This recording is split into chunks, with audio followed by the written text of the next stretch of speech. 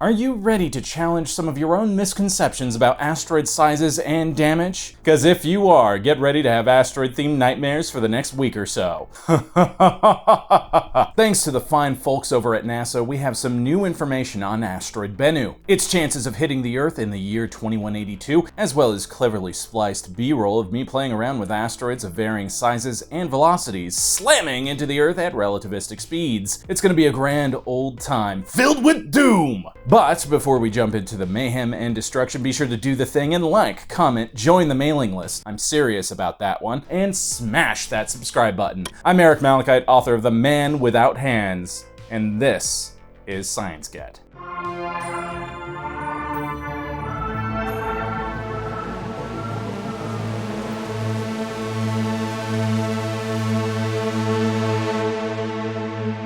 Asteroid Bennu, submitted for your approval, has been of particular interest thanks to NASA's OSIRIS-REx spacecraft, which rendezvoused with the 500-meter-wide chunk of space rock in December of 2018. This image represents the spacecraft's trajectory around Bennu. The spacecraft left Bennu in April of 2021, but in the time that it was orbiting the object, it collected data on its mass, shape, composition, as well as its spin, speed, and orbital trajectory. Bennu's speed will be very important soon, so, pay attention.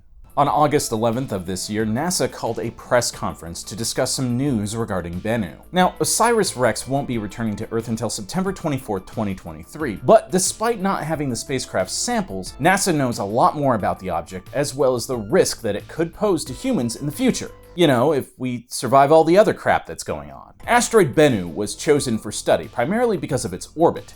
It's very similar to Earth's, which causes our two celestial bodies to pass each other from time to time. This made it much easier for scientists to figure out how to land a spacecraft on the asteroid, collect samples, and get it back to Earth. During the process of studying Bennu, we learned more than we ever wanted to know about how dangerous this thing could be to the Earth, as something of a bonus, I guess you could say. And how dangerous is it exactly? Well, the answer to that question may surprise you and give you nightmares. I apologize in advance.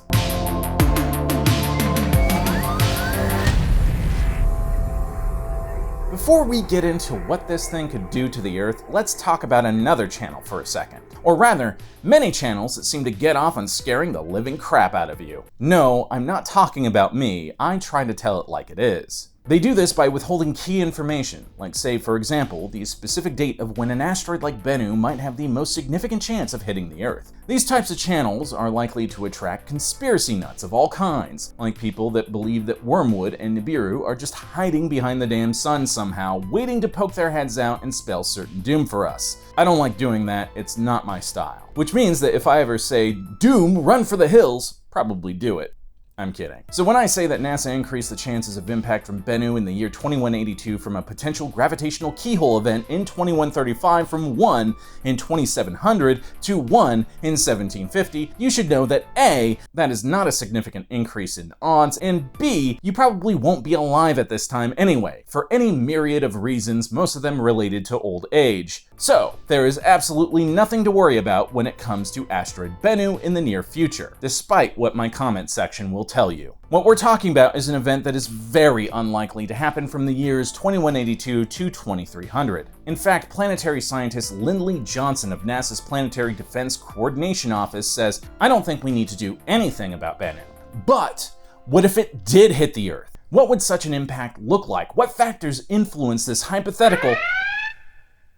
Yes, thank you, computer. This is going into the realm of speculation. Hypothetical impact look like from hazardous objects like Bennu, Apophis, and 1950 DA. Well, let's find out using Universe Sandbox, because I'm too cheap to afford a supercomputer. Unless you all donate to my Patreon, then maybe one day.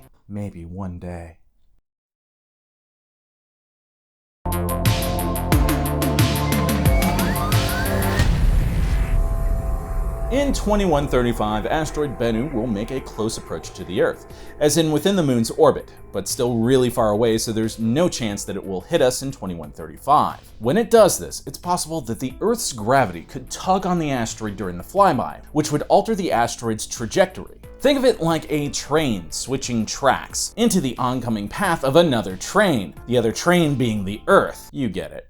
right? And you kind of have an idea of what we're talking about. But what if it actually hit us in 2182? What would the damage look like? Well, I can freely speculate about this because this event won't affect me, as I'll already be dead, unless I become immortal somehow. Note to self.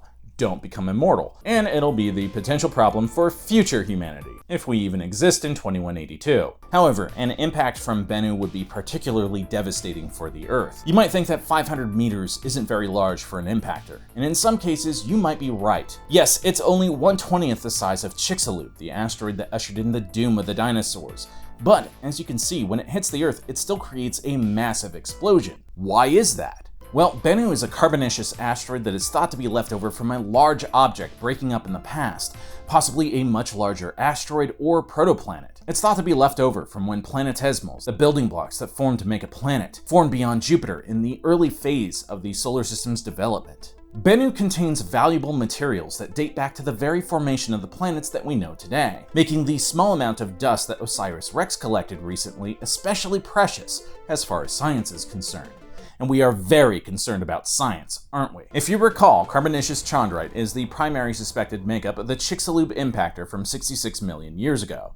We talked about this in a recent video. Bennu is very dark, and because of its composition, it's considered to be a B-type asteroid. Because of that carbon content, it only reflects about 4% of the light that the sun throws at it. To put this in perspective, Venus reflects about 65% of the light that hits it, and Earth reflects about 30% of it.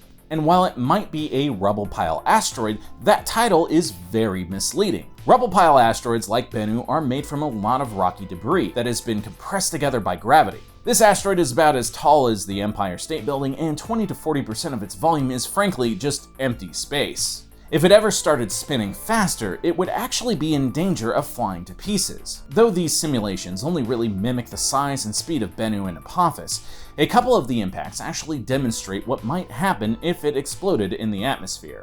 Now, I know that Universe Sandbox isn't 100% accurate to what would really happen if such an impact were to occur, at least at higher speeds. There are just too many variables at play that a game like this can't really keep track of. But NASA's Planetary Defense Officer says that if it did hit Earth, it would likely create a crater between 10 and 20 times its size, and cause an area of devastation that could reach 100 times the size of the crater. And that mostly comes down to the object's speed. It is moving almost as fast as the Earth does, at 28 kilometers a second. For reference, Earth moves at 30 kilometers a second. The asteroid that hit the Earth 66 million years ago is thought to have impacted the Earth at a blistering speed of 20 kilometers per second. You'll notice that when I smash Apophis and a similar sized asteroid to Bennu into the Earth at light speed, the energy from the collision is amplified greatly. That is an understatement. But it's surprising to see that this is also true of increasing an asteroid's speed from 28 kilometers a second to 50 or even 100 kilometers a second.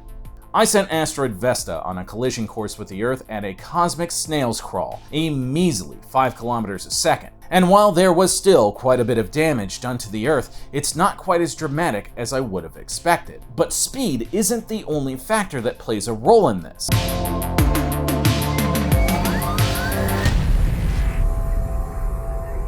Though velocity is one of the most important indicators of how devastating an impactor event might be, there are others. Location is an important one. As we discussed in another video, asteroids under a certain size have a reduced probability of causing a ton of damage if they hit the ocean. Especially large asteroids can still impact the ocean floor and trigger tidal waves and earthquakes though. Many of the impacts that have been measured around the power of the atomic bombs that were dropped on Hiroshima and Nagasaki have impacted with the ocean and were undetected leading up to their impact or detonation in the atmosphere. Impactors that hit land will send large amounts of dust and ejecta into the atmosphere. The impact that did in the dinosaurs kicked up a ton of sulfur that was contained within the asteroid into the atmosphere, exacerbating global cooling effects and causing widespread acid rain. But even a watery impact could send large amounts of water vapor into the atmosphere and alter our weather, more than we've already altered it.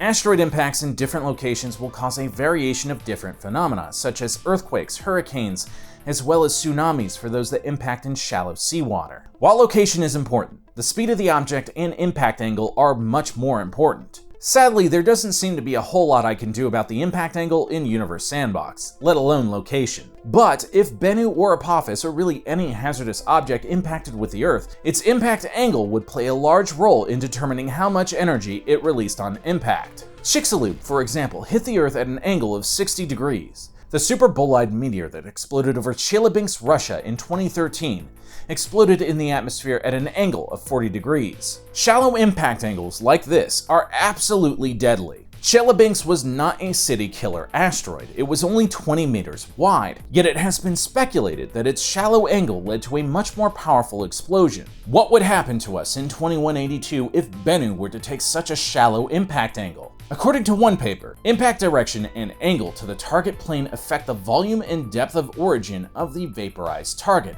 as well as the trajectories of ejected material. Through a series of numerical 3D simulations, the author of the paper found that if the Chicxulub impactor had hit the Earth at a vertical angle, then it would have produced a deep, bowl-shaped crater. It would have also featured a detached shockwave that would have propagated symmetrically from the impact site. The bowl-shaped crater would have collapsed due to instability, producing a much flatter, broader final crater. In fact, it's thought that if this had been the case 66 million years ago, that the impact would not have led to an extinction event, and consequently, you would not be here watching this video, so thanks, Chicxulub. Shallower impact angles result in the development of asymmetrical craters. Impact results in a massive fireball that causes forest fires all over the hemisphere that faces the impactor, as well as a lot more ejecta. So in other words, how devastating Bennu, Apophis, or even 1950 DA end up being should they impact with the Earth is largely dependent upon a combination of their trajectory, impact location, and angle of impact, though their size and density is still important.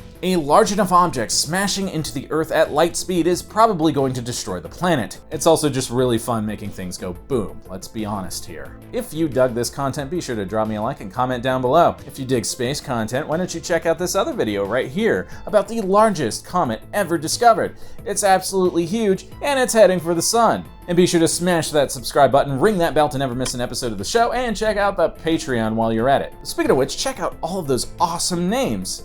Thank you, patrons. I'm Eric Malachite, and I'll see you next time.